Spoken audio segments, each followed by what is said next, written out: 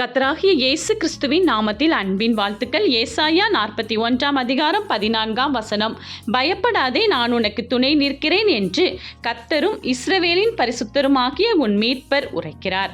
பிரியமானவர்களே, நம்முடைய தேவாதி தேவன் பயப்படாதே பயப்படாதே என்று நம்மை தினமும் சொல்லிக் கொண்டிருக்கிறார். ஆனால் நாம் இந்த உலகத்துக்கு ஒத்த வேஷம் தெரிந்தவர்களாய் இருக்கிற காரியங்களை குறித்து பயந்து நடுங்கி அழுது கொண்டிருக்கிறோம். அது நமக்கு தேவையே இல்லை. ஏனென்றால் நமக்கு துணை நிற்கிறவர் கர்த்தர். அவர் நமக்காக எல்லாவற்றையும் செய்வேன் என்று கூறும் பொழுது நாம் எப்பொழுதும் அவருடைய சமூகத்தில் அமர்ந்தார்.